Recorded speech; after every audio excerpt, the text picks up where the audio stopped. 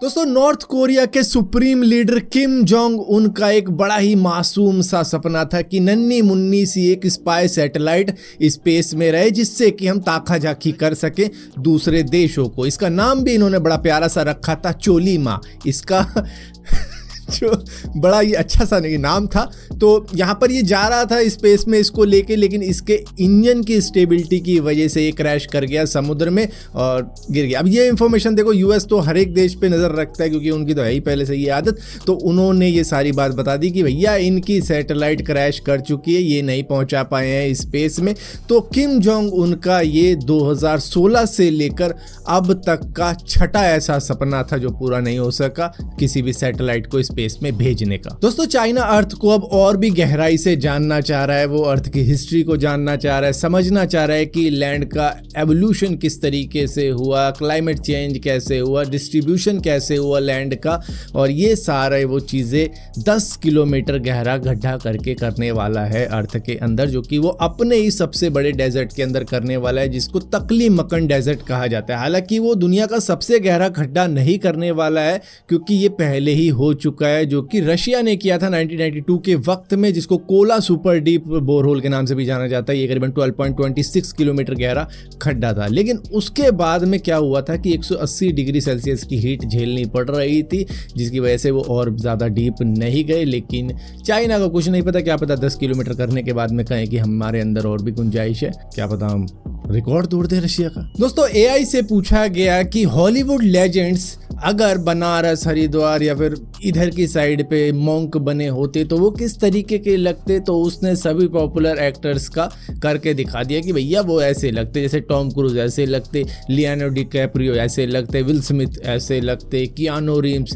ऐसे लगते, Brad Pitt ऐसे लगते, रॉबर्ट डाउनी जूनियर ऐसे लगते, जॉर्ज क्लोनी ऐसे लगते, टॉम हैंक्स, पता नहीं कितने हैं, हैरिस फोर्ड, मॉर्गन फ्रीमैन, मतलब सबका दिखा दिया कि भाई ये सारे के सारे मतलब ऐसे ही लगते।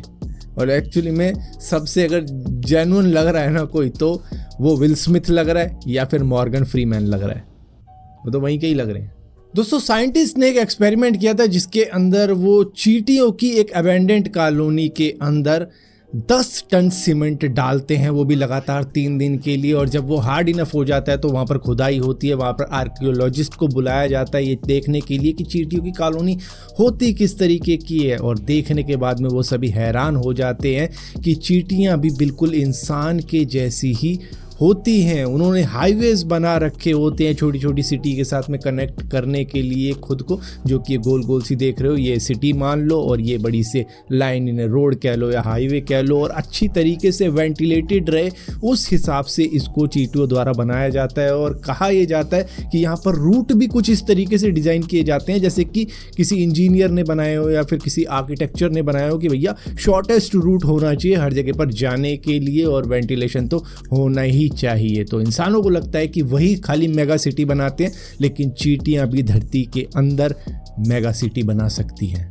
दोस्तों, बीएसएनएल ने ऐसे कमाल के प्लान निकाल दिए हैं जिसकी वजह से शायद जियो और एयरटेल के पसीने छूट सकते हैं। वीआई को मैं क्यों नहीं कह रहा हूँ, क्योंकि वीआई ने भी कुछ ऐसे प्लान निकाले जिसमें वो रात को अनलिमिटेड डेटा दे रहे हैं, कितना ही यूज़ करो ऐसा प्लान है। कुछ 17 रुपये का है और कुछ भी प्लान होगा, लेकिन खास प्लान है बीएसएनएल का भाई। 98 रुपये में 22 दिन के लिए वो 2 GB डेटा दे रहे हैं, मतलब पर डे के हिसाब से दे रहे हैं। ऊपर से इरोस नाउ एंटरटेनमेंट की सर्विस भी फ्री दे रहे हैं, और इसी के साथ साथ 198 में 50 दिन के लिए 2 GB डेटा पर डे देंगे, और दूसरे भी सर्विसेज मिल रही हैं इसके अंदर। तो मतलब वैसे तो प्लान की लिस्ट मैंने आपको दिखा दी है, कमाल की है, लेकिन ये जो प्लान है ना ये बीट कर जाते हैं जियो को भी और एयरटेल को भी। तो देखना ये है कि भैया बीएसएनएल का सिम मिल कहाँ रहा है, वो जा रहा हूँ लेने में। दोस्तों, कल ही मैं माउंट एवरेस्ट के बारे में बात कर रहा था कि वहाँ पर जो लोग कचरा वगैरह फैलाते हैं वो सारी बातें थी। तो यहाँ पे मैंने कहा था कि भैया देखो, अपनी बॉडी नहीं उठती है वहाँ पे लोगों से,